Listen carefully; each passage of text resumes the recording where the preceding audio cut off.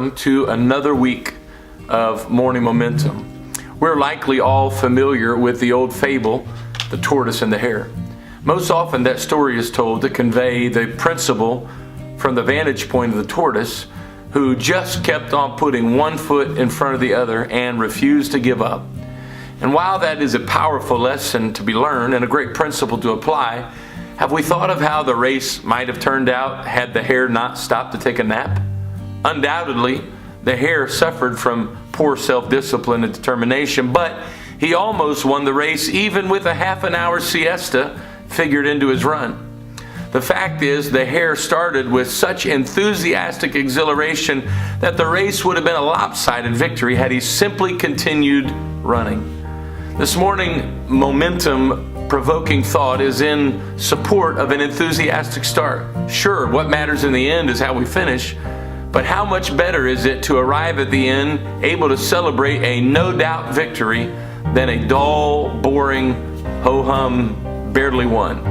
2 Samuel chapter 6, we read one of the very first acts of David as the king of Israel, as he brings the ark which housed the presence of God back to its rightful place in the tabernacle. David's declaration that he would begin his rule by making the presence of God his priority. And after a failed first attempt, 2 Samuel chapter 6 verse 12 tells us, David went and brought up the ark of God from the house of Obed-Edom into the city of David with gladness. Our continued reading of this occasion would chronicle an exuberant and enthusiastic David dancing before the Lord with such passion that his wife and others found it to be offensive. Unlike the hare, who started enthusiastically but then stopped, David would continue to serve the Lord with gladness, and his rule over Israel would be filled with victory. And even in his death, Israel continued to be exalted. David turned to his son Solomon a healthy kingdom, a plan for an immaculate temple, and an abundance of wealth and resources. What started with an enthusiasm ended with abundance. Too often we start the race like the tortoise, void of passion, lacking emotion, and destined to fail. Sure, if you put one foot in front of the other and just keep plugging along, you may win the race. If, that is, the hare stops to take a nap.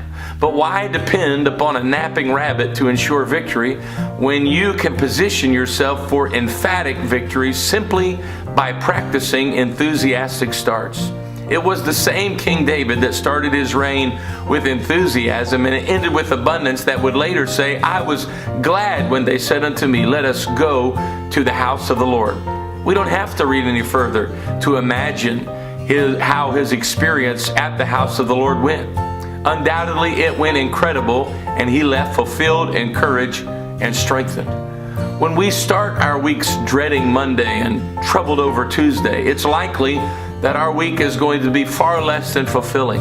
When we begin our day by listing all that might go wrong and the difficulties we are certain to face, we are likely in for a very long day. Here are just a few steps that we can follow to increase our enthusiasm. Number one, think positively. Number two, define your goals. Thirdly, speak faith. And then fourthly, avoid Eeyores. You know, Winnie the Pooh's friend that was always negative, the pessimistic and negative people. So, start your day like the rabbit. Leave the starting line with a bounce in your step, a smile on your face.